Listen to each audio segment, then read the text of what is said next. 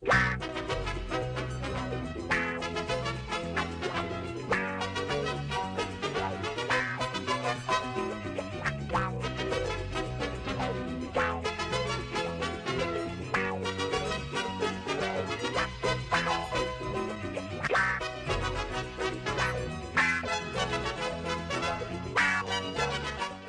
Nick again from MG Productions. I'm excited to share with you a wonderful interview with production assistant Roger Dobkowitz. Roger Dobkowitz was able to talk about his time starting out in the game show industry, his time working on The Price is Right, and of course, working on Match Game. We hope you all enjoy this interview. And we again thank Roger for the time taken to talk more about his time in the game show industry. Listen along. Hi, everybody. This is Nick from the Match Game Productions channel here, and I am super thrilled to introduce to you a man who many of you have seen on the set with some of the panel, Gene Rayburn and everybody from Match Game. I'd like to welcome in Roger Dobkowitz. Roger, how are you today? I'm doing great, and I'm very excited to be able to talk about Match Game.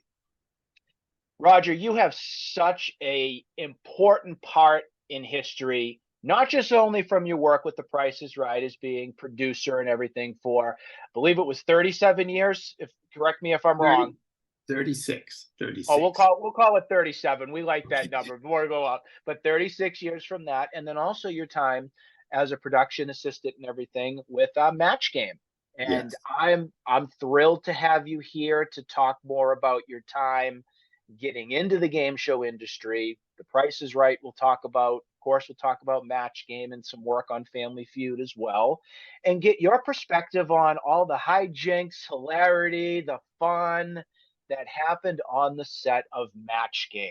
So Roger, it's a pleasure to have you here. I'm super thrilled to talk with you. Thank you. Thank you. So one of the things, Roger, that I found so fascinating and interesting is how you got your start in the game show industry. And can you tell our viewers just a little bit about how your career began?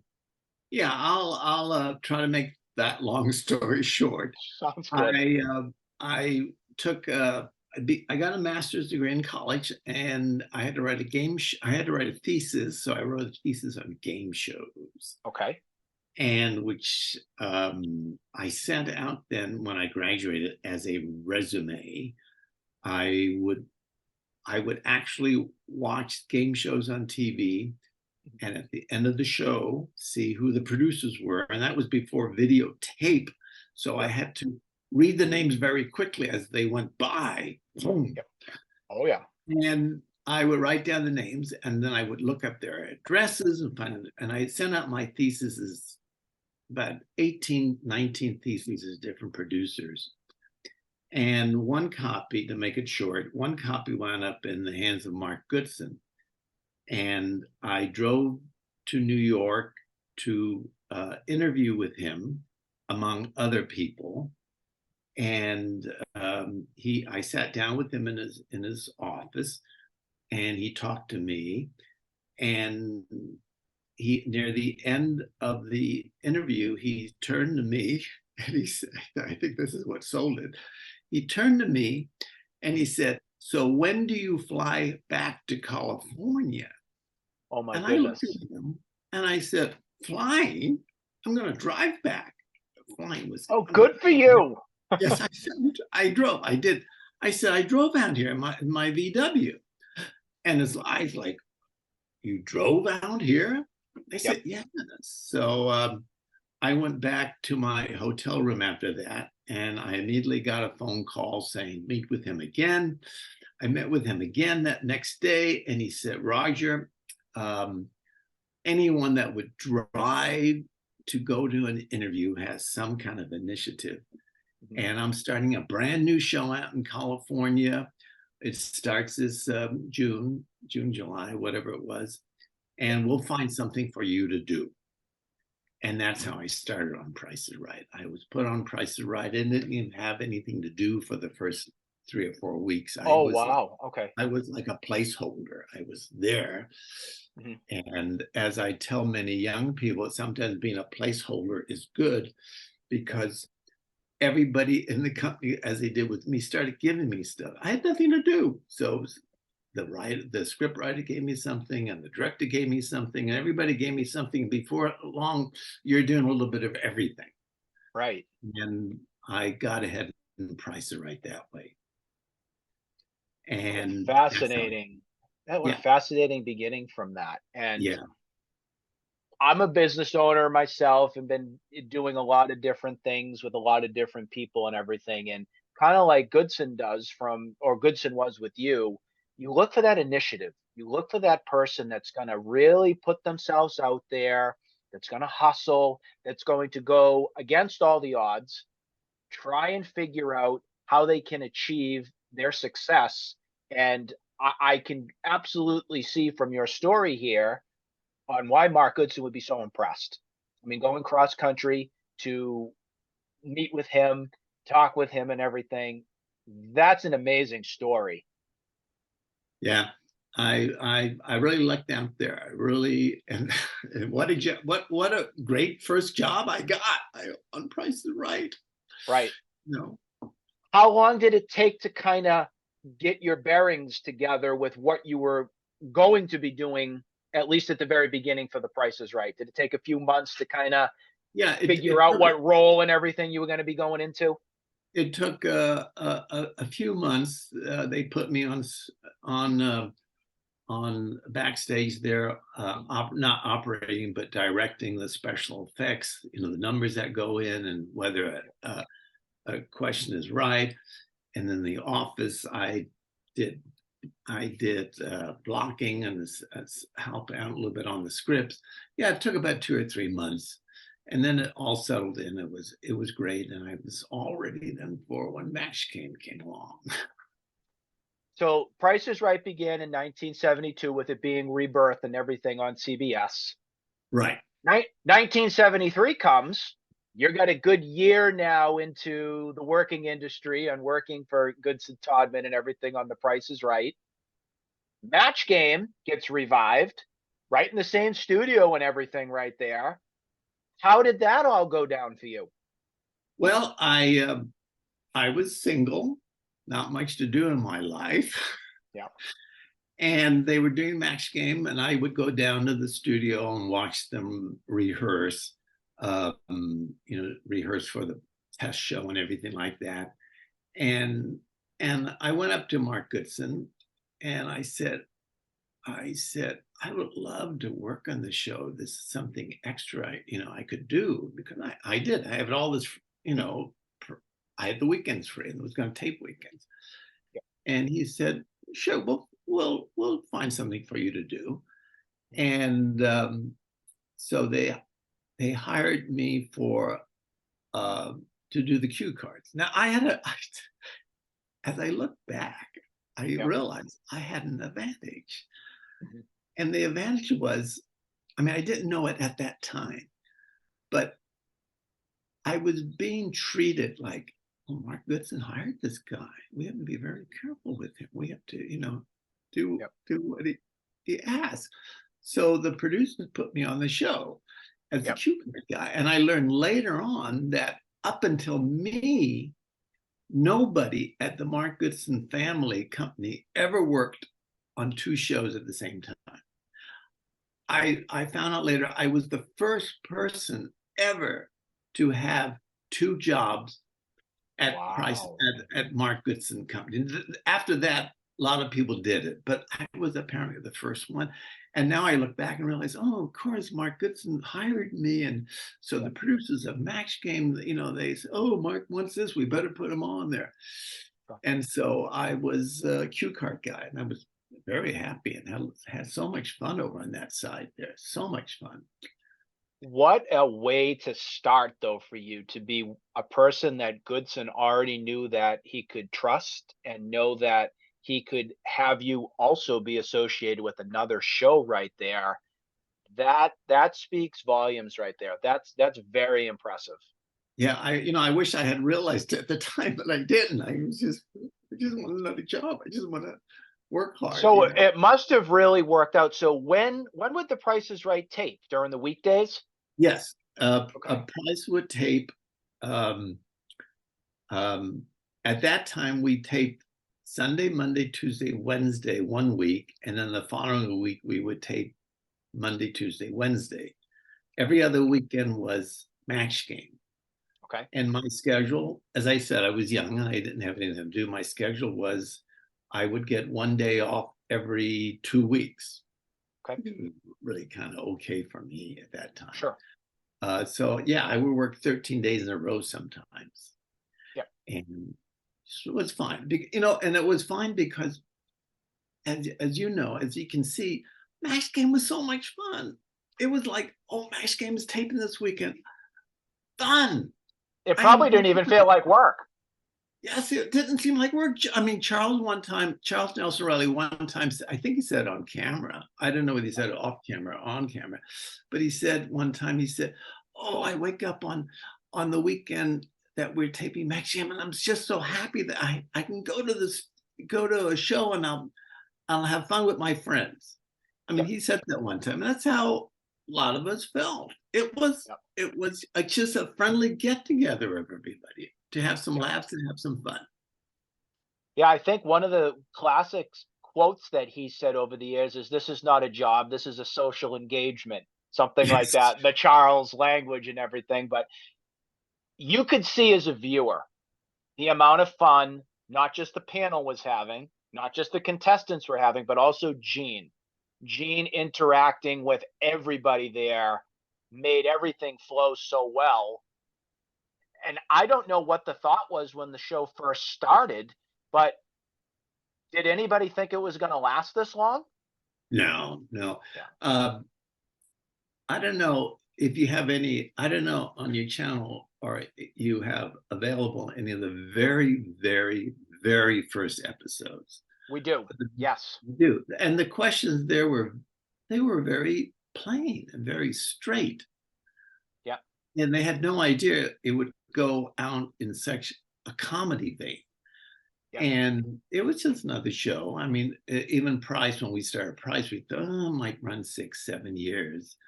And Match Game, same thing, 5, 6, 7 years.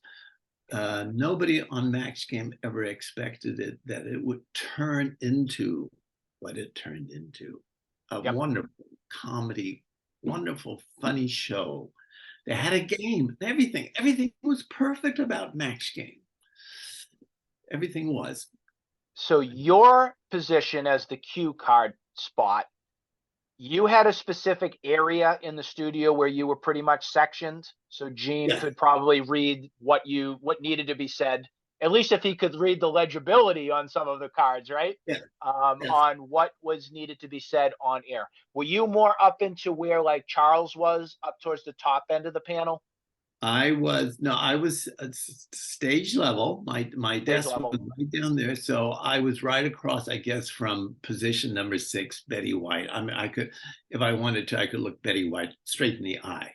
Okay. And Charles was higher up, so he was looking always down at me, but I was close up there, right to them. Yeah. And just so make clear what I had to do. I should have like 3 duties basically. Every time a contestant said an answer, I would have to write it down and hold it up so Gene would know what the contestant said. Yeah. I usually one time, well, I think this is one of the funny parts of the show, which even makes me laugh, is one time the contestant said parachute, like jumping off in a plane parachute. And I didn't hear it very well. I wrote down pair of shoes. I know exactly what episode that was too. Yes. I don't know exactly which one. It was a Match Game PM episode. It was from, I believe, the very start of the final season of Match Game PM. And that whole incident turned into, we like to call some of the shows on the channel that are memorable and something we want people to watch and laugh along with. We call them gold star episodes.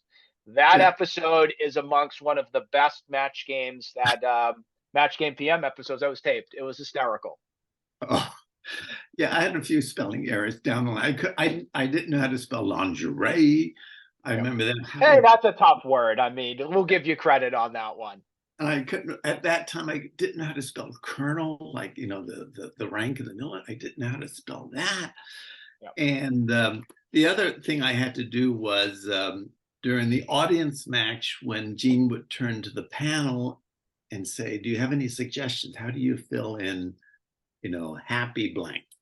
And they would give 3 suggestions. I would have to write them down next to the stars names. Yep. And there was one time a funny incident there too, which I still can't believe in my life happened to me. Is the blank was Dag blank, D-A-G blank. Yep. And one of the answers was Dag Hammarskjöld, which he was a UN secretary. The strangest, and I spelled it correctly. I can't believe why. To this day, I can't understand why I spelled it correctly. Mm-hmm. And I remember Gene being amazed. I can only imagine. Here is, can you see it there? I see it. Yes. Yep.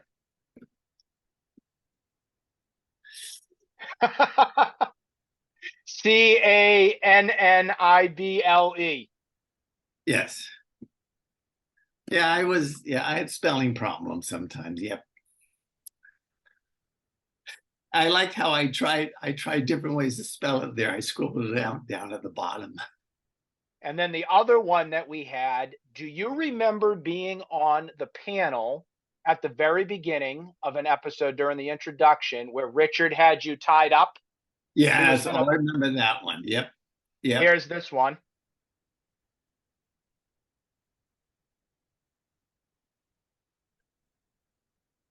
And then Gene rushed out.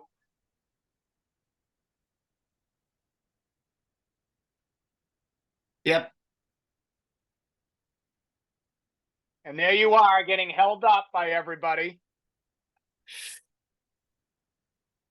Yeah, I remember that. That's Charles would like to have fun with me. Was Richard behind this? I think it was mainly Charles. I think was it Charles? Yeah, he had you held. And then they're trying to take your T-shirt out from there. That was hysterical. Those were the days when people didn't wear T-shirts. I was a little bit of a nerd guy.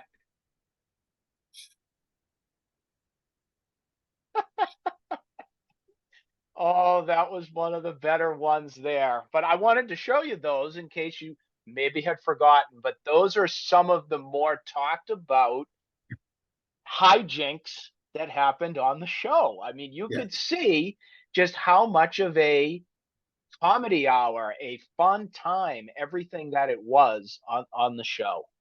Right. Yes. I was thinking about that. Why it really helped that the show was not, as so many shows are today, they're close-ended. They have to end with a conclusion. Max Game was lucky because they had carryover contestants, which meant you could have as much shenanigans as you could between the acts and everything, because there was no time restraints, and that was an advantage for Max Game, at least the CBS version of Max Game. Right. As the show progressed, it got to be the #1 daytime show on CBS for many years. I believe it was for 73 through 76. It really started to find its place. It became appointment television, everything. As it progressed, did you still stick with the cue cards and everything throughout the series and throughout the run of Match Game? Always you. That was always me. And as you were saying, how such a big hit it became. It was so big in daytime. It had more people watching it than some of CBS's nighttime shows. Yep. That's how popular it was. It was way ahead of #2, which I think was one of the soap operas. It wasn't near #2. It was way ahead of #2. That's how popular it was at one point. Absolutely incredible. Being a part on the show and everything off stage and all, were you able to develop some great lasting relationships with some of the panel members, celebrities, and Gene? What was your relationship like with him too? Oh, geez.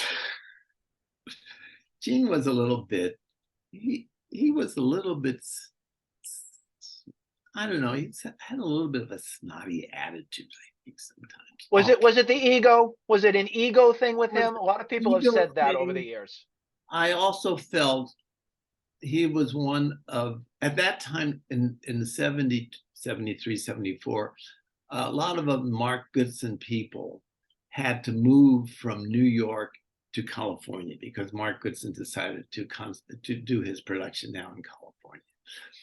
And a lot of these Easterners, including Gene Rayburn, had a little bit of a low view of us Californians. Okay.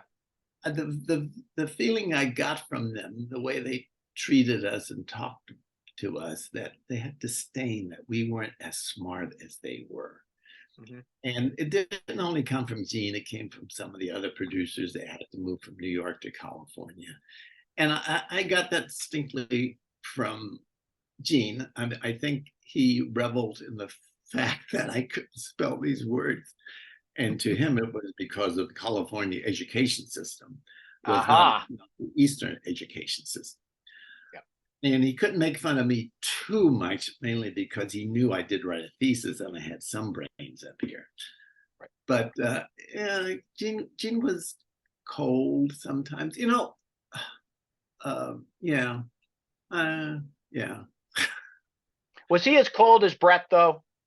Let's answer that one. Was Brett a sweetheart off the set? Oh, I thought Brett was wonderful. Okay. Off the set. Brett, they were all wonderful. Richard was wonderful. Charles was great.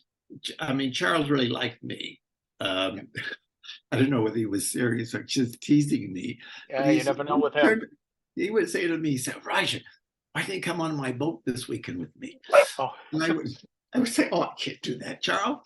So I never knew whether he was serious or just having fun, you know. And Brett she was always nice to me when I bumped into her. The stars did stay by themselves. I mean, during the meals, they'd go to their own room and eat by themselves. We would never see them, and I don't even know what room they went into. They went into their own room. But other than when I saw them on the set, I didn't see them. I didn't see them arrive at the studio. I didn't see them leave the studio. Yeah, they pretty much kept to themselves.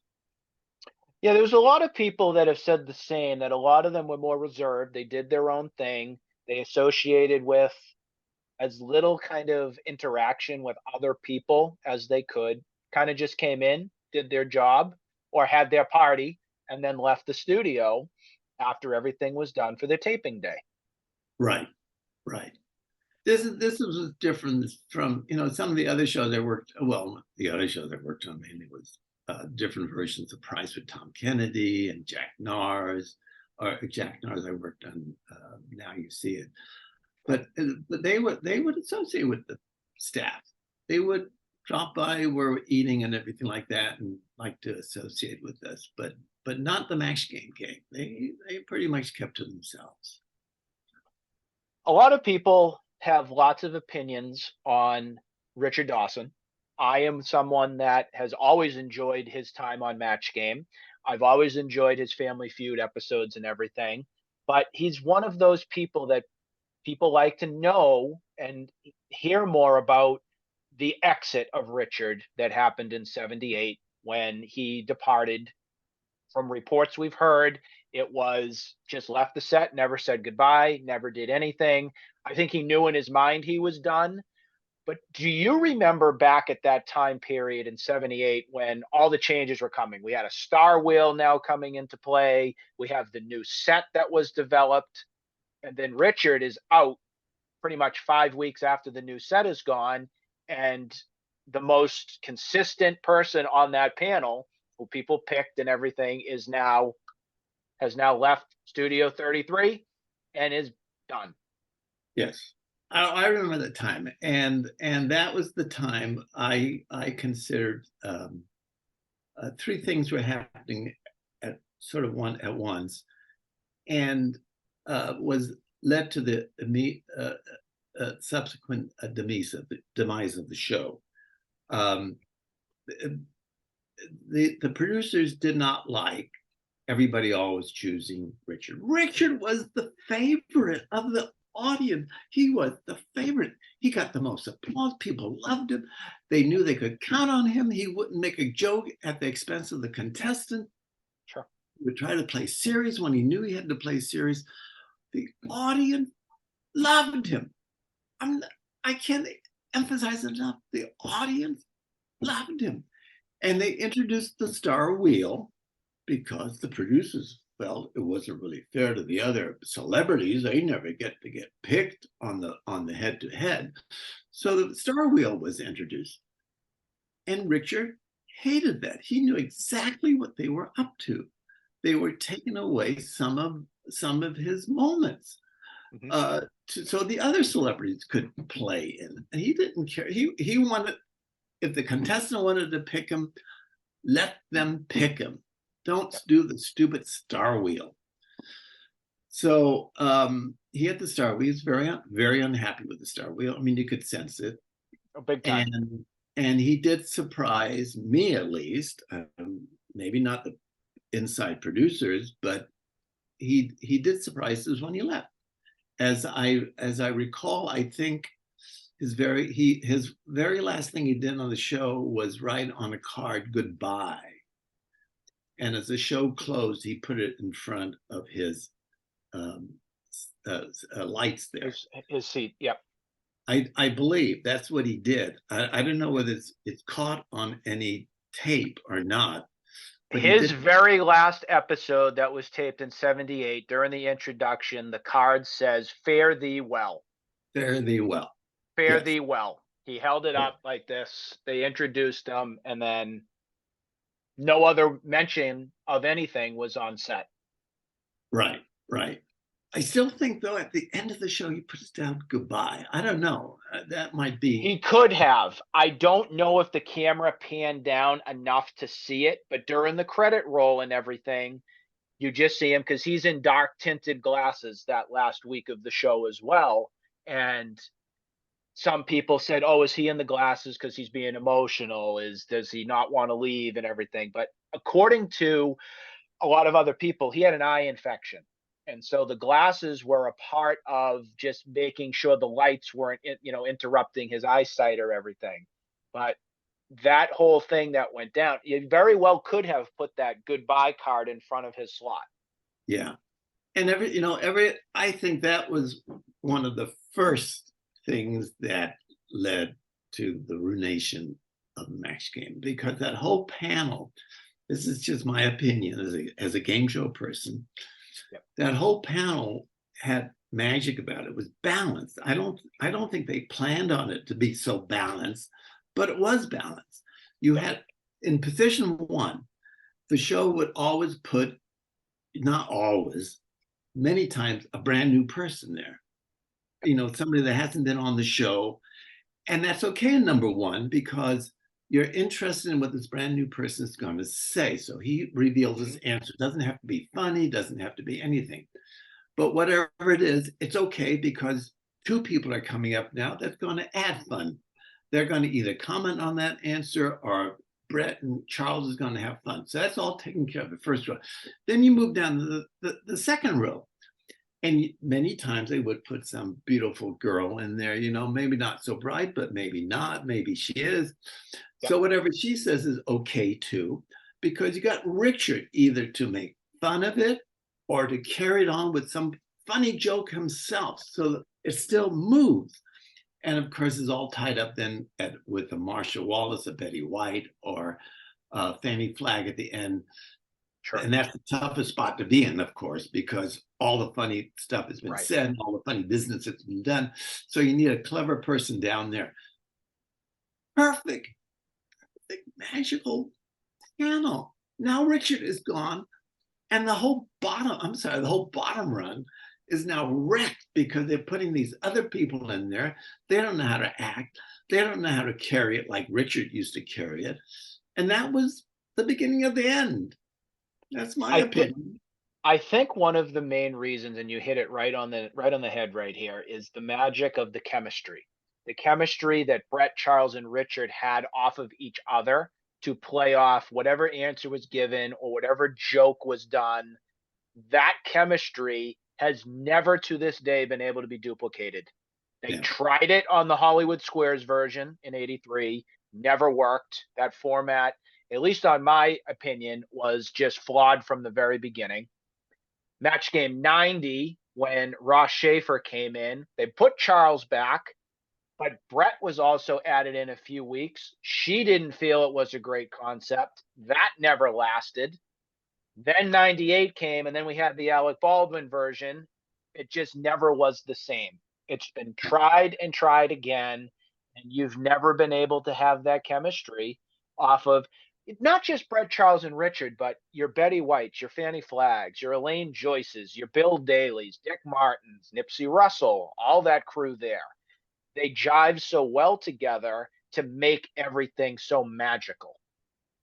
Right. You're right. And these new producers who produce these new versions of Match Game, they didn't really understand the chemistry. I mean, they didn't. I mean, you could duplicate it somewhat, but you got to understand what the chemistry is. Yeah. And then you can maybe duplicate it as much as possible. Right. Yeah. And they just don't get it. I mean, the Alec Baldwin, I mean, oh my God, we used to laugh. It was horrific. It was horrific.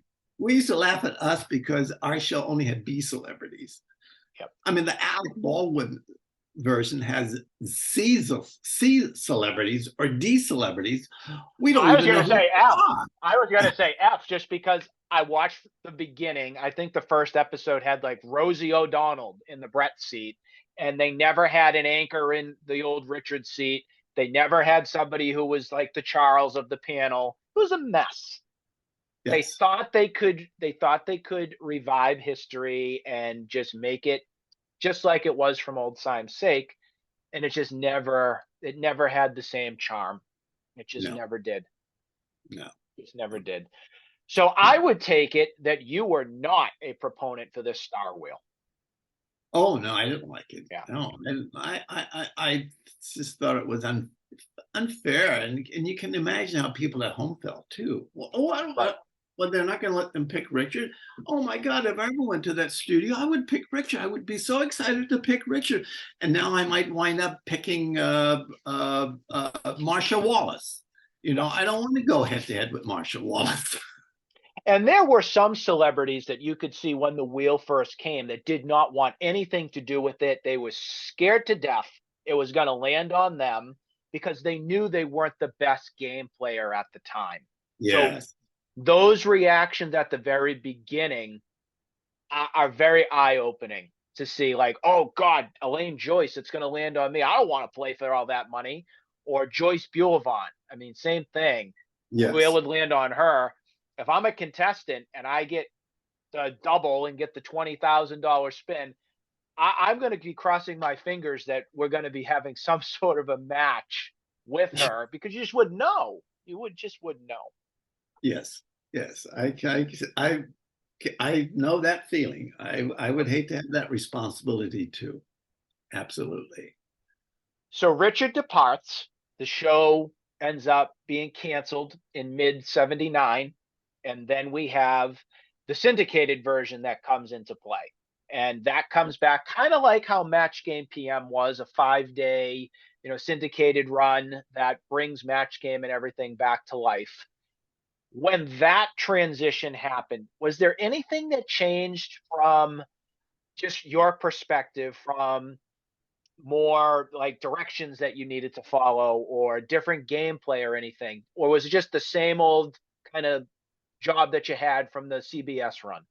Well, I know there were two things that happened when we started moving to the syndicated version only. And I think both of them also contributed to the downfall. I mean, now, at that time you would say, oh, the show has run 7 years, 8 years. All game shows have run for 7 or 8 years. But we know from today, Jeopardy is running for 40 years, and you have Wheel of Fortune running for 40 years, and you have Price is Right running for 50 years, and even to a lesser extent, Who Wants to Be a Millionaire has been running for 10 or 15, 20 years. I don't even know how long. So in today's perspective, well, maybe the show could have run longer. What I began to pick up back then, as my little cue card guy on the side there, when I used to go to the studio for the first 5 or 6 years, I loved the questions. I mean, what are they going to do? I knew the writers, and they were so clever. They were always doing something new. And then I began to notice something. They started repeating questions, not in the sense they repeated it per se, but I thought, well, wait a minute, they did that years ago. They just changed the scenario around, or they changed whatever and I thought, they're repeating questions. They're actually it was like, I thought they may even had a meeting where they said, oh, we've written everything in the world that can be written. We'll have to start using some of our own material. And that's when I enjoyed the show less. I actually began to enjoy the show less as my little cue card guy over there. It wasn't as much fun. Right. And then on top of that, at one point, I think this was the nail in the coffin. Mark Goodson, who is a game show genius, and he would always say, the game is the thing. The most important thing you have on a game show is the game. It's not the host, it's not the contestants, and it's certainly not the prizes. You got to have a game. If you don't have a game, the show won't work. So what happened at one point, I think was a bad decision by him on this thing. The ratings were getting soft. He said, you know what, people want more game. People want more game. So we're going to put more game. We're going to edit that show. We're going to edit out a lot of the shenanigans, and we're going to have more game to the show. And if you watch the later episodes, you can see it's always edited. He'll ask the question, and suddenly everybody has their answers done already. And I think when they started editing the show, they made a mistake by editing out all the shenanigans, because that's what the people enjoyed. They enjoyed Richard and Brett bickering. They enjoyed another celebrity putting down another celebrity. And now they were editing all that out. And they had more game, but less match game. And the end was coming very quickly. Yeah. Would you be in the same kind of predicament on that syndicated run, where the game was great when it was going, but without the interjection of the comedy and everything that was getting edited out and all, do you think that was kind of the nail in the coffin? Yes. I think to me, every game show should be done live to tape. Yeah. And okay, they probably had to speed it up also because it's a syndicated show and you have to be out at a certain time. Well, then I would still rather have Gene Rayburn in there saying, hurry up, put down your answers, let's get going, rather than read the question, then cut everything out and go to the contestant. You still want that live to tape deal. Have them rush everybody. Have them say, we got to get going here. I mean, Bob used to do it on Price is Right when he's short in time. Sure. What's your answer?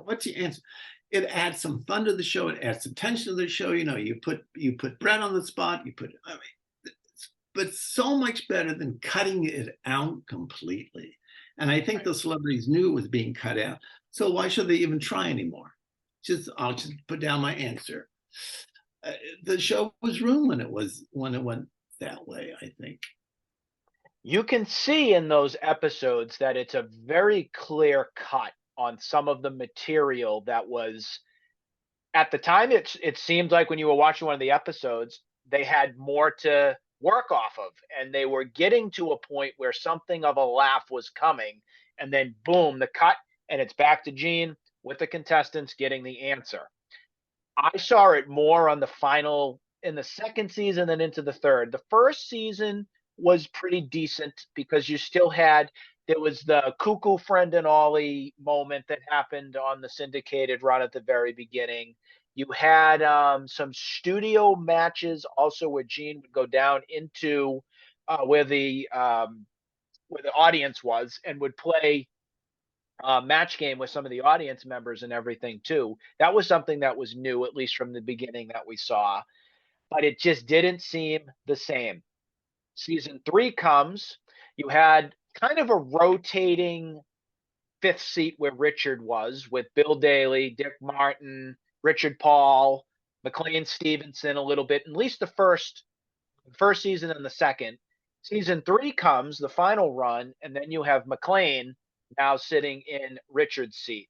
Do you remember anything with McLean on the set?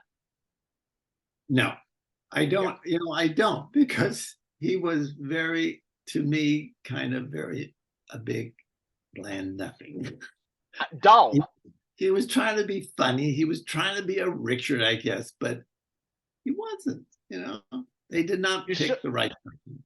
You saw McLean very early on in the CBS run in 73, 74. He went like 3 or 4 years without appearing again on the show, and then he gets added back in when Richard leaves and all. I think he was better in small doses. Yes. When you have him all the time, it just seems like very vanilla, very dull. It's just another person. Yes, they had to find a much stronger person for that slot, a much more clever person that has all that.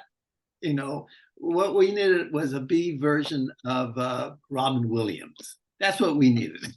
Yep. And he never even appeared, which is interesting, Robin Williams, speaking of somebody, because Mork and Mindy was going on there, but you never saw him. You never saw some other celebrities, like even like a John Ritter. I always felt like he would have been an amazing person to add on to the panel just for like a guest spot, just to see how he would do on the show.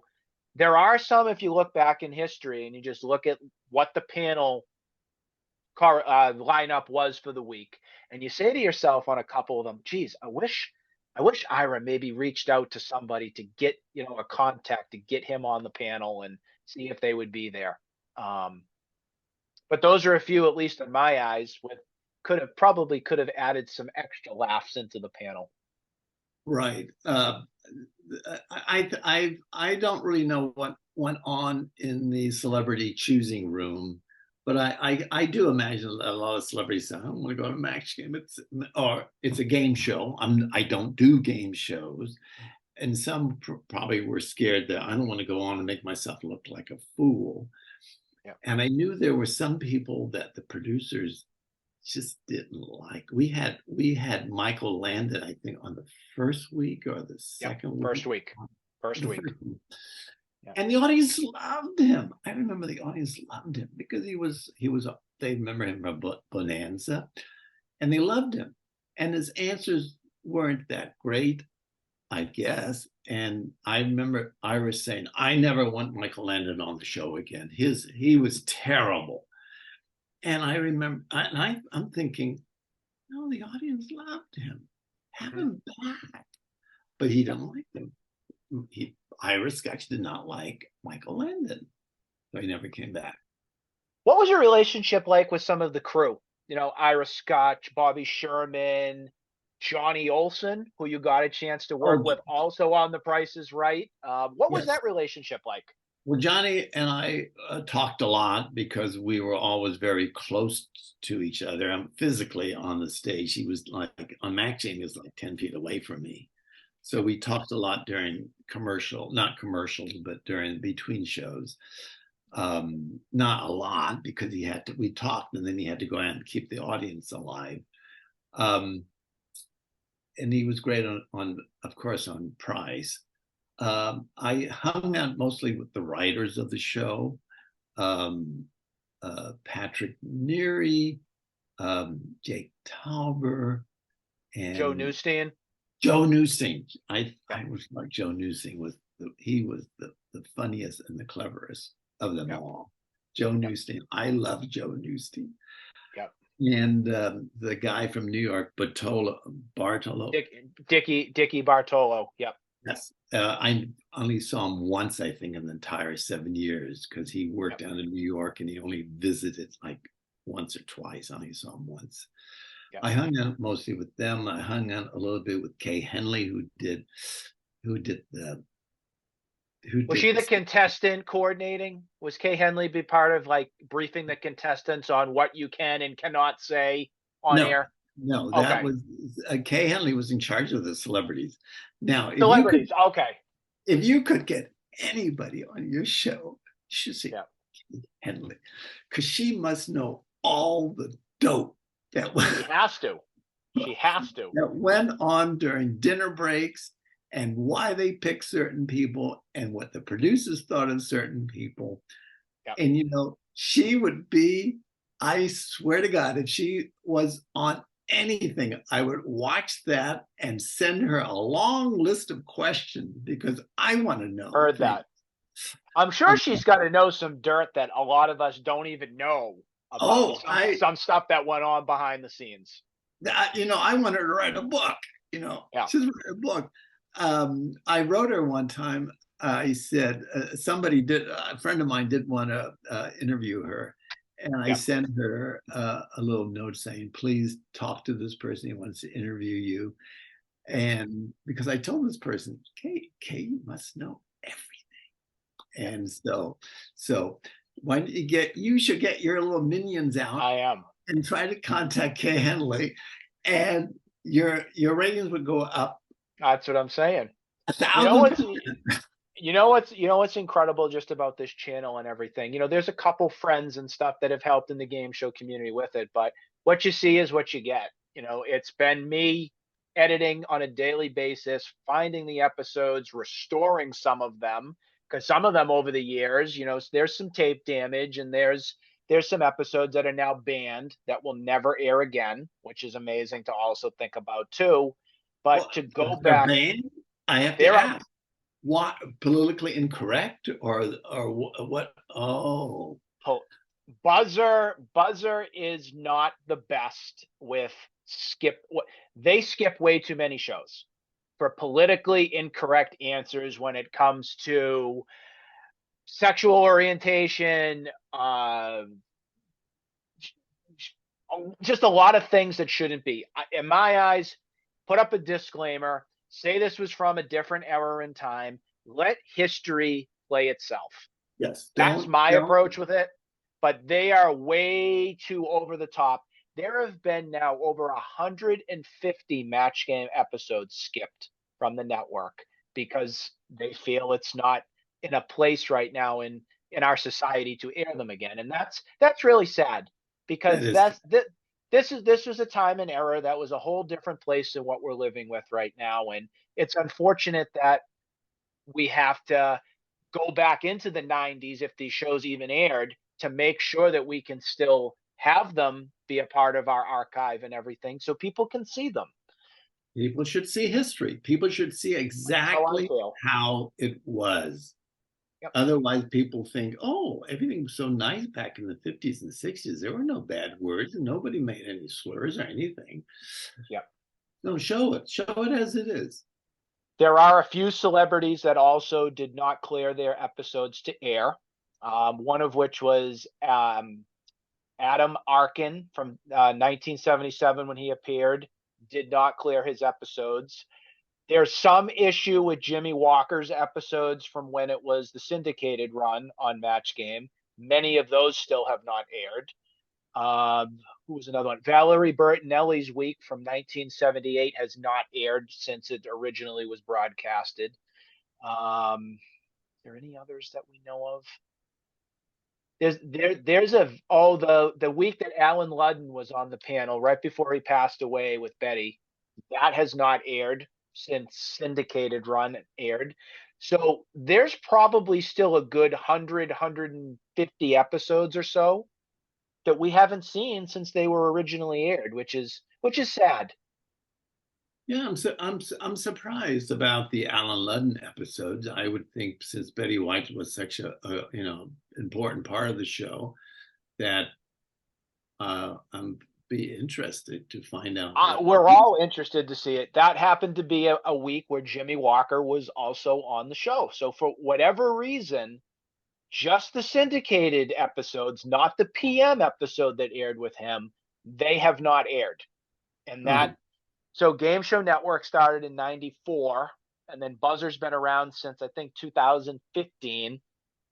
Very, very, very, very slow on the Buzzer front with getting more and more episodes readily available to see and watch. So we're getting there. It's just at a very, very snail's pace. Well, I hope these episodes will eventually be shown. Me too. Me too. The other thing I wanted to ask you too, before we wrap up the whole match game front, is there any special moment or a memorable time that you had on the set that just you remember to a T and you said, "Oh, that was one of the funniest things that ever happened on the set"? Is there like a special moment that you remember the most? Yes, there is. It happened off camera. Okay. I would let me first explain a little bit of TV history. When TV started in the 50s and 60s, it was sort of a continuation of movies and plays. People, when you performed in front of the camera, you were expected to memorize your lines. I mean, that was the continuation. It's we're doing a movie, we're doing a play on TV. Right. It came along, people couldn't memorize their lines, and they said, let's write them on cards. We'll write what you have to say on cards. And this was looked down upon in the 50s and 60s. Writing your lines down on cards, what are they, idiots? Yeah. And those cards were known as idiot cards. That was I guess most people don't know that anymore, but they were always called idiot cards in the 50s and most of the 60s. Idiot cards. Let's get some idiot cards going here.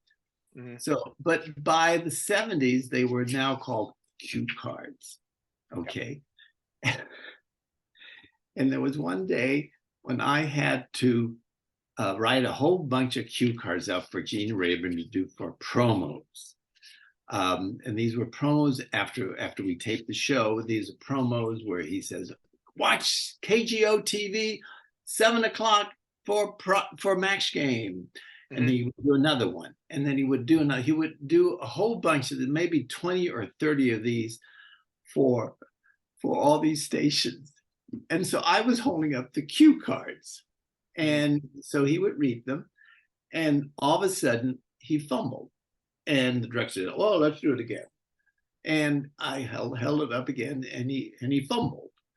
And he did, then he had to do it again, fumble. And then Gene Rayburn says to the whole studio, he said, "Oh, the cue card guy here was fumbling with the cards." And at that, I thought, and I shouted out, "I guess that's why they used to call them idiot cards." Yeah. And Gene did not like that. Oh, I can only imagine. I wish there was a way to see that, because I'm sure it's just comedy gold. I could feel the stagehands agreeing with me too. Yep. And that was the only time I was ever blunt with him. For whatever reason, I remember that more than anything else, that I said, "Oh, I guess that's why they used to call them idiot cards." Now, did you get a chance to throw the tissues at him like you always used to do on the set from that moment? Oh, yes. Well, I forgot about the tissues. Yes. That was awesome. Tissue. Hey, Roger, I need these. Whoop. Yes. It was great. It was great. What a great moment that was, because a lot of people wouldn't know, that story about him doing the promo and there being, the blooper in a way that went down between you and him. That's Yes, that's fantastic. yes, yes. It's, On the match game front, was there anything else that you wanted to add? Because I did want to ask you too a couple things on Family Feud, and of course, The Price is Right. um, there's nothing much I can add to Max Game. No, I can't think of anything off the bat right now. The only Uh, thing I wanted to ask you too is, do you still have one of the cue cards that you used to have on set? Or did you? I remember seeing a video that you had one of the cue cards that you had. Did you save one? I the only thing I said was the must match card. The That must was match card. Yep. that's the card. It was I at least I never screwed up on that. But that was one of the most important things I had to do was Was that that one? on the second round, on the second person, where the Mhm. person had to get at least 2 right or 3 right to stay in the game. And I had to pay attention to what was coming up. Oh, and then Gene would say, "Oh, you must match Richard in order for you To to stay in stay." the game. And I remember always at the moment. Unfortunately, I can say I never ever screwed up in that. I always got that card up in the right time and the right position. And Was that's the that only, card pretty much used throughout the entire series? yes, I would. Yeah. I wish I had it nearby here, but I used to patch it up. I was too lazy to write a new one. It was at Yeah. must match and was surrounded by red, and it would tear, and so I would just patch it up with gaffer's tape and Yep. use it over and over and over and over and over again. And Very I cool. still have it somewhere. Unbelievable. Unbelievable. What a great experience hearing your perspective on everything that went down on Match Game with you being there as the cue card guy. I just think it's so fascinating to get a chance to hear your perspective, talk about everything that went down with Match Game. Just so appreciative of that. I really do want everybody to know that behind the scenes, it was just as much as a party as you saw on screen. We all had a good time. Nobody was paranoid about losing their job or whatever. TV today is a whole different business. It seems like everybody's Sure. paranoid and they're afraid of losing their job, and they don't want the people to discover they really don't know what they're doing. We all knew what we were doing. We all had a great time. We all worked for a great company called Mark Goodson. He treated us like family, and it was indeed a wonderful time and a wonderful experience. We've mentioned Johnny Olson before. We did not mention Bob Barker, who also got a chance to be on Match Game. But I do think it's a nice transition to talk about at least those two gentlemen as we talk a little bit more about your work on everything with The Price is Right. So, what was your relationship like with Bob? Like, it must have been fun when he also appeared on Match Game too. Yes, Bob and I became much closer friends later. At that time, when he appeared on Match Game, he liked him, and I enjoyed talking with him and everything like that. Um, Bob is, people ask me, what is Bob? It's the typical question that people always ask. Is like, it's a stereotype question. What is Bob really like? Mhm. And I do want to say that Bob off screen is exactly like you see him on screen. He's not a different person off screen. He's witty, he's charming, he's a gentleman, and he's fun to be with, and he's very, very bright. He gets a bad rep.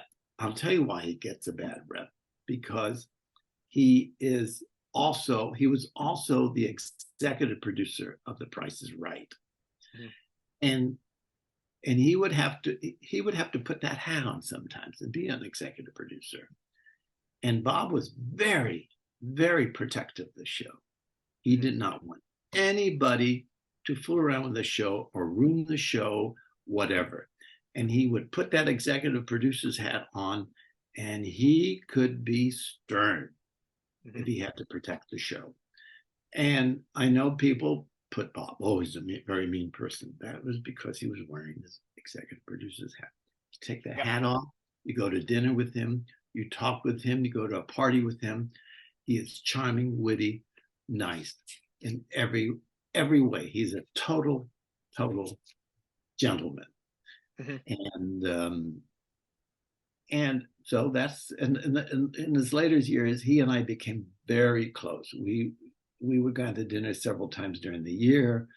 Sure. And have a nice dinner together. Yep. Yes. I always have been. One more thing about Bob.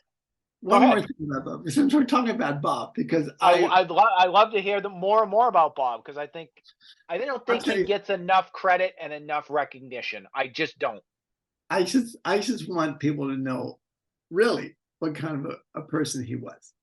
Yep. We would be, because I brought the dinner, we would be out at dinner time and we would go to this Mexican restaurant, and we didn't get like a special booth. We got like a regular booth anybody would get, my wife, him, and me. And sometimes it was near the entrance of the restaurant. And people would walk by, and I could see on the corner of my eye, they said, oh, there's Bob. There's Bob. And they walk out. They were, they respected his privacy. There's Bob. But occasionally, you would get that person that was so excited that they would see Bob and say, Bob, oh, Bob, can I have a picture taken with you, Bob? Can I have a picture taken with? And he would get up from his seat, even if he was in the middle of dinner, get up and have his picture taken with this person. And he would sit down. And after he did this once or two times, I said, Bob, I said, why do you do that? Most stars would say, I'm private, leave me alone, I'm eating. And he says, Roger, I do that because if it wasn't for these people, I would have nothing. And that always struck a chord in me, because that really showed what kind of a person he was. He would get up in the middle of eating his dinner and happily take a picture with somebody. So that's just my story about him. I would say that Gene probably wasn't that type of person then. I don't know, but that's very telling of the person that I have heard, at least from reports, on just how much of a gentleman Bob Barker was. He cared about his fans. You could see why the fans have always related so well to Bob, is I think that genuine care. It was very genuine from him. People who like The Price is Right have got to thank him for protecting that show. He had such power at CBS that he could tell them, no, I don't want to do that. Yeah. I mean, one time they wanted to change their theme song. I mean, change our theme song. It's iconic. Yes, I said, Bob, that's iconic.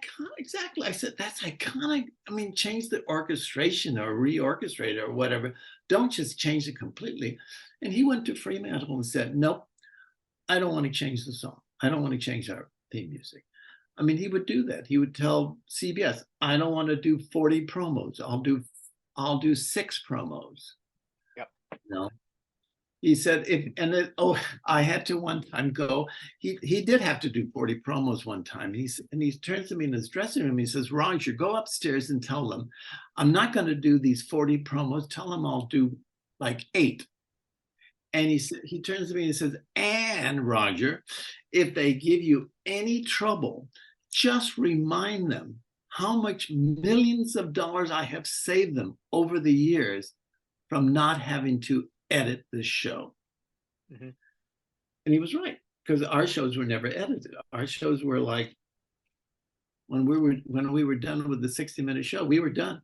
Didn't have to go downstairs to the editing room. We saved them. Right. He did. He saved them billions of dollars. That is amazing to think about that, because I'm sure some people have a different perspective and think, oh, the price is done. We got to edit it. We got to make sure it's ready for broadcast and everything. But from hearing everything from you, what you just said, I mean, it seemed very seamless. It was. I mean, I've heard now they have people editing the show 8 hours a day, 5 days a week. I would walk at the end during the first couple of years of the show, I would walk down out of the show at the end of the show with Mark Brezel, the director, And I would ask him, I said, well, how much editing do you have to do tonight, Mark? He said, none. Show's perfect. Timed just perfectly. So we actually did shows, no editing, absolutely none, not even to make room for a commercial or any kind of overlap. That show came out exactly 60 minutes, and there's nothing to edit out. You couldn't, if you did it. Yeah, Bob told me that one time. He said, Roger, when you tape a show to time, when you tape it, you become the editor. Yep. I mean, Bob did the show 60 minutes. He knew nothing of his stuff could be edited out because it was, what do you put in? It's, the show was done. He said, you are your own editor then. So that's amazing from that. So your time on The Price, you began in 72, worked your way up the chain, and then in 1984, you became the producer of the show. How did that go down? How did that go down? Well, we had two. There were two. We had the executive producer, and then we had two producers, and one of the producers was leaving the show, and I really wanted that position, so I had to make a meeting with Mark Goodson once again. I met with Beverly Hills Hotel. He used to stay at the Beverly Hills Hotel in a bungalow, which was really a ritzy thing to do. So I had to go there, and I met with him, and I said I would really like to have that position. And I said I've never missed a show, and I hadn't missed a show. And he gave it to me then. Much to the chagrin. This is politics going on now. Sure. The executive producer was Frank Wayne, and the producers were Phil Wayne, his son, and Barbara Hunter. Hunter was leaving, so Phil Wayne was left, and Frank Wayne wanted Phil to be the only producer. But I sort of spoiled his little plan there when I went to Mark Goodson myself, and I said, I would like to take Barbara Hunter's place. And Mark Goodson said, good, okay, we'll have two producers. Again, just like we had. And Frank Wayne was really pissed off at what I did. But I didn't care. I became a producer. You wanted what you needed to do, and you did it with going to Goodson.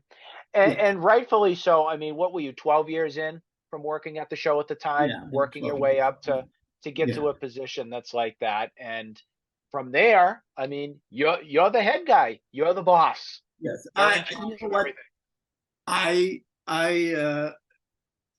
really don't have, well, I guess I do have a little bit of ego. Otherwise, I wouldn't be saying this.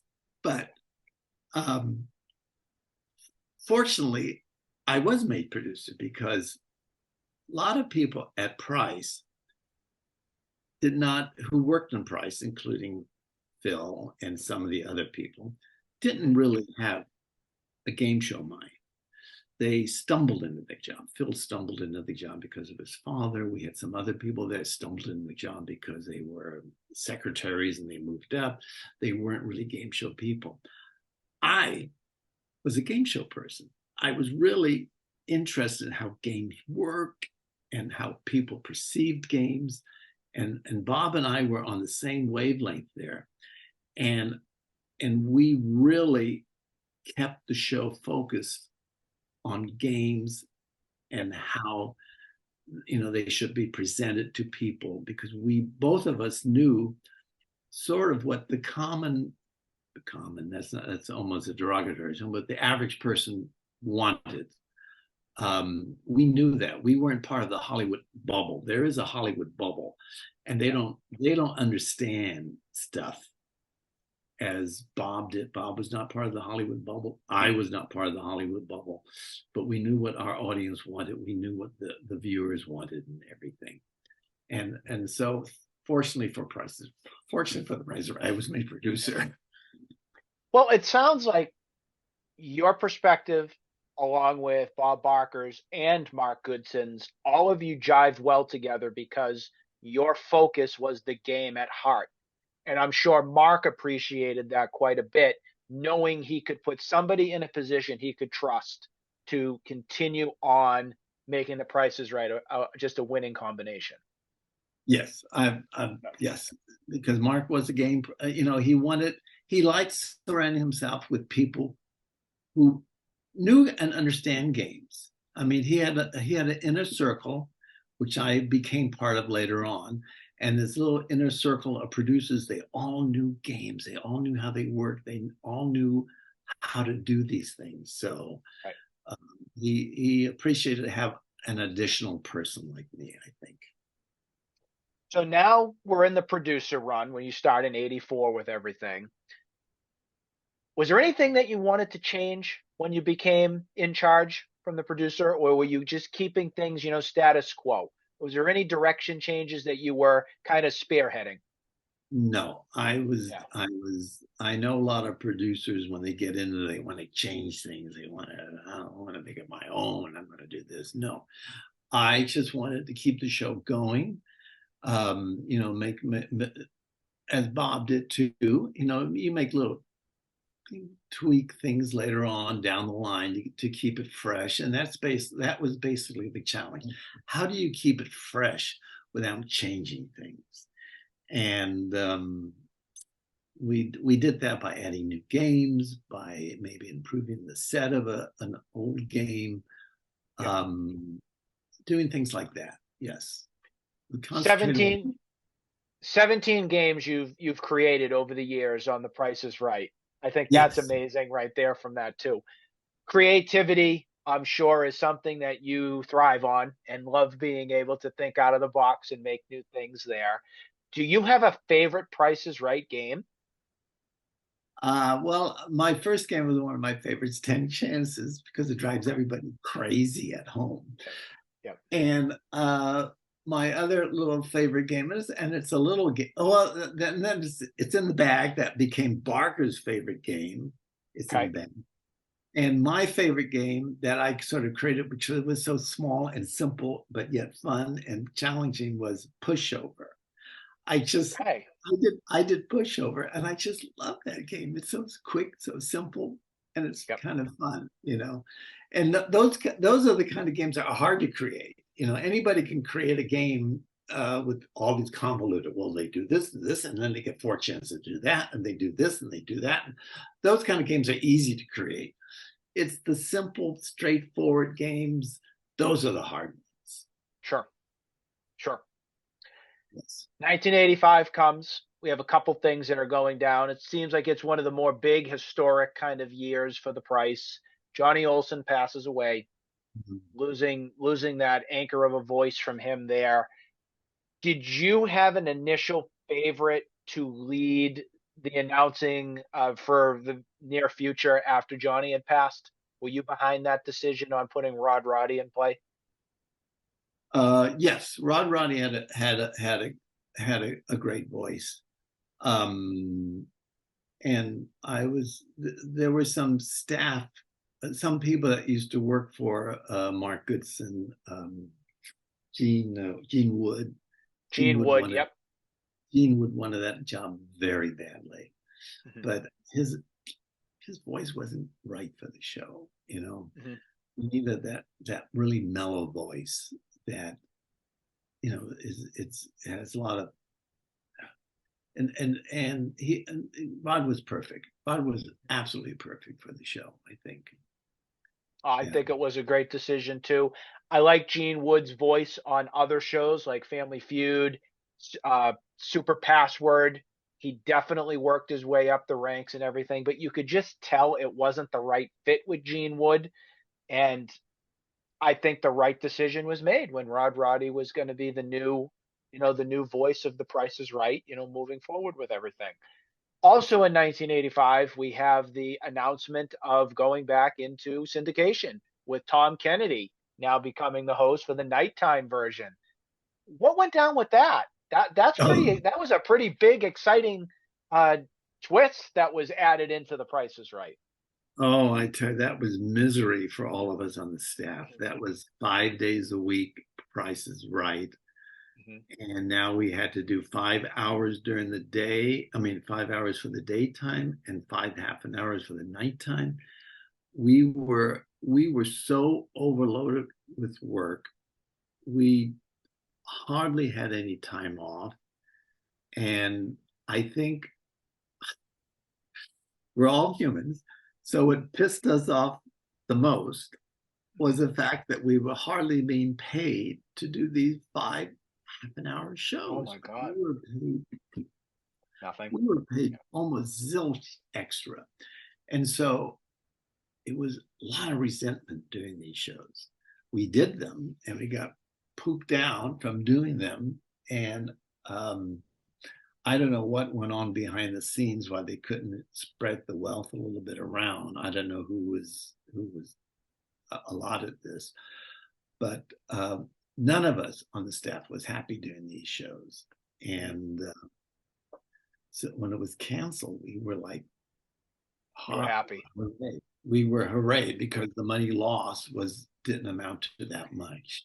Did it kind of come out of left field on this whole thing with this new nighttime version being produced? With Tom Kennedy, it was in the works for a while. They knew there was money in syndication, so they wanted to Give it a shot. And they did give it a shot. So it only lasted one season. Yep. Yeah. Do you miss being on the show? That was my last question I wanted to ask you on this. From hearing everything from your perspective, it sounded like you absolutely loved everything that went down with it. Do you miss it? I miss working on the show with Bob Barker, and I probably would miss working on the show with some other hosts other than Drew Carey. I don't miss working with Drew Carey, and if I had continued on the show with Drew Carey, you would not be speaking to me now. I would be dead. It was that bad, huh? Yes, it was that bad. So were you just there for was it the first season that he was the host? Yes, I was the one that had to teach him all the games, and I had to figure out how to teach him 75 different games. I had a whole plan, and I figured it out, and we managed to we made it seem rather seamless, like he knew all the games all at once, but he didn't. We did it in sections, and he was just a little bit difficult to work, you know. Did you have a particular favorite that you wanted to take over for Bob? Did you have a choice? If you were able to have a choice, who would have been your choice? It would have been Mark. Oh my God, why is it slipping my mind right now? Mark L. God. Wahlberg. Mark L. Wahlberg. God, I couldn't think. Well, Mark L. Does he does The Price is Right live, right? When he travels around? Yes, he does. Okay, that's what I thought. I'm going to tell you the story about that, which made me really. I mean, we were auditioning all these people, and they kept saying, "Oh, these people weren't good enough." One of the earliest ones we ever did was a guy from New York City, David Price. He was a weatherman in New York City. And in retrospect, he was very good. He was the CBS's favorite, and then we did 3 shows with him, and then we did a whole bunch of other people. Mario Lopez. We did Mark from God, I can't remember all these names, but we did a whole bunch of tryouts. And then they just didn't quite work. Everybody said, "Oh, there's no relationship between." So the whole idea was to get somebody like, not a Bob Barker, but somebody like Bob Barker who knew how to interact with contestants. And so they sent me down to a little studio one time with a bunch of other people, and we were just going to audition people quickly coming into the little studio, out, have somebody else come in, out, come somebody else in. And they were all terrible. Yeah. Until Mark came in. And Mark did his little audition with him. He did It's in the Bag. And Mark Wahlberg did it, and he left. And all of us, I'm not kidding, all of us looked at each other, and we were all in agreement that we found the one to replace Bob. Yeah. Because he was really so good at what he just did, and we were amazed. Mm-hmm. And I went to CBS with my report. You know what, these network executives, it was like, no, we don't want him. Why? He's not that good looking. He's not that good looking. We don't want him. Well, you should try him out. He's really good. No, we don't want him. And it was like, but he's the one. He's the one. But he didn't get it all of a sudden. And so we went through all these auditions, audition after auditions after audition. And then suddenly they hired this Drew Carey, who doesn't even get an audition. They don't even. That's what I heard. He never got an audition. He just got hired on the job. Yes. And on TV, he says, on one of the late night talks, he says, they offered me the job. And you know what? I didn't really know what The Price is Right was about, and I said no. But then they came back and they offered me much, much, much more money. So I decided to take it. And I'm thinking, what kind of attitude is this on his part? And what kind of attitude is on CBS? Mm-hmm. And they got him. They got him without an audition. And he's the one that should have had an audition. Yeah, it just doesn't sound like it was. I like Mark L. Wahlberg. I know he hosts Antique Roadshow, and then at the time, yes, Russian Roulette was his game show he did on the Game Show Network, and that was a big time hit at the very beginning for them. And there's been a lot of people who have been much like you in the same camp, that if it was done by the proper audition, the hustle, the amount of will that he wanted the job, it should have went to Mark L. Wahlberg. Yes. Yes. No doubt. And the fact that CBS didn't even want to consider him, what kind of thinking is this by executives? You know, this is what has ruined network television, is these inadequate people running the networks. We didn't even mention it from Match Game, but the time change is another thing that ruined it for Match Game. When they moved it from the afternoon, where it had that high school audience of coming after school and watching it, to the early mornings, Match Game never recovered after that when it was moved. Never recovered. And that network executive who made that decision should be ashamed of himself. You know, that was so much of the thinking back in that time when the network executives took over a new one. We'll move my creative decision here. We're going to move it to a different time slot. And they were doing that a lot with the nighttime shows too. Like, these time slots would make so much difference. You know, just keep it there. That's when people remember the show is on. Keep it there. They'll watch it. They'll keep coming back. You don't have to move it around. God. Right. Network executives can be terrible with their notes. After Bob left, nobody would ever give us notes with Bob's version of Price is Right. But after Bob left with Drew Carey, constantly getting notes from the executives, constantly. We think this and we think that, and we think, just leave us alone. We know what we're doing. But yep. Unbelievable. Yes. Last thing I wanted to ask you too. I know you have had quite a relationship with Bob Barker over the years. We know he's 99 years old, almost 100 years old and all. What's the story on Bob? Well, Bob is up there in years. Yep. And about 6 or 7 years ago, Bob's a very private person. He doesn't see very many people. He saw me. I think I became his closest friend. after he left the show. I think I did. I don't know the rest of his private life, but I felt like I was his closest friend. He would phone me up and talk to me for an hour and a half, talk about everything. Sure. And then it became a time when I would phone him, and I wouldn't get him. I would get one of his nurses taking care of him. And I said, please tell Bob I called. And I would do that over and over again. And I would get no response, no return phone call. Mm-hmm. And I think what happened was I talked to one person that knew him, and I talked to his brother one time, and his brother said, oh, he's doing fine. He talks about you, Roger. He talks about you. Well, tell Bob, please call me when he's ready to call me. I will, Roger. He wants to talk to you. Bob never calls me. I think his family just cut him off from everybody. Why? Whatever reason, but I've heard from other people they can't contact Bob's, and it started about 5, 6, 7 years ago.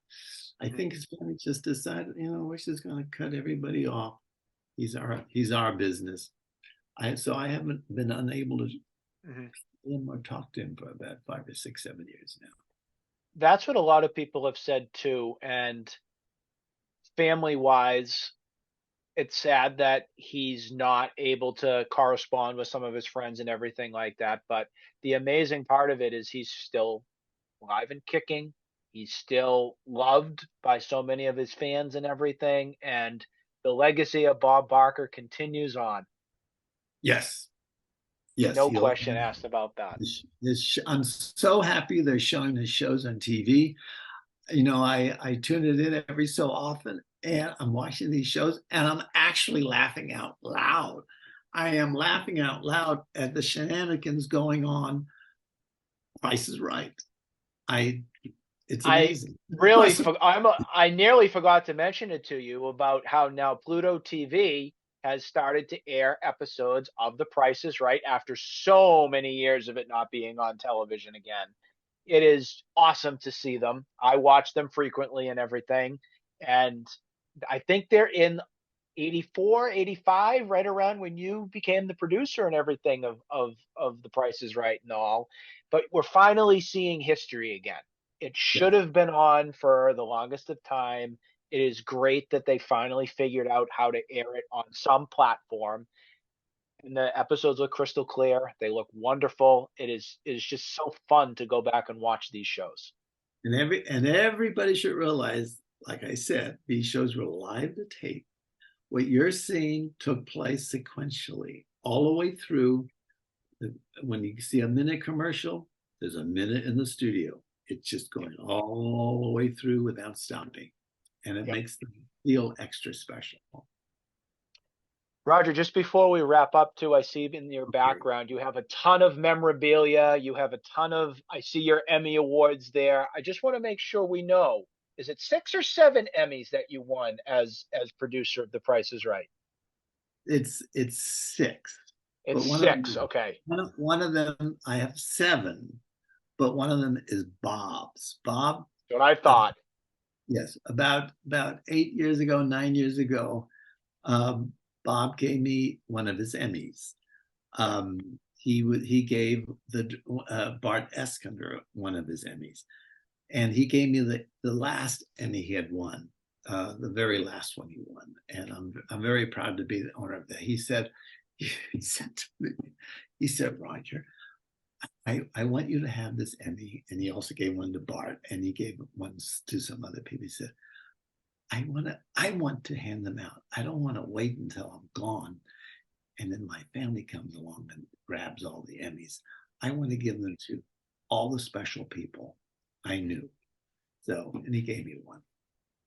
Oh, what a touching story that is. So you have the last Emmy that he ever got. Yes.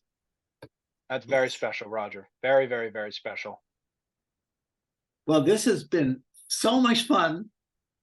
I am just ecstatic. The amount that we got a chance to know more about you, talk about history of not only The Price is Right, but of course Match Game and everything, and your take on what happened on the set is just absolutely incredible. And I could not be more appreciative to have spent, our afternoon here just reminiscing, talking about our love of game shows and everything, and your major part of television history. Right. And just remember the secret word, Kay Henley. Kay Henley. Kay Henley will be next. Kay, I'm going to be knocking on that door so I'm we going to can get a listen to chance that to talk more about just what went down with these celebrities, because that's definitely going to be a fascinating one to talk more about and hear her perspective on things. Roger, it's been a pleasure. Our audience is so beyond thankful of you taking the time to talk with us today. We hope you and your family, we wish you both well, everybody well. And again, thank you so very much. Thank you very much. Thank you, Roger. Well, how about that? We got a wonderful interview. And again, a major thank you to Roger Dobkowitz for being able to take the time and talk to us about all of his work done with The Price is Right, the game show industry, and of course, Match Game. We couldn't be more appreciative.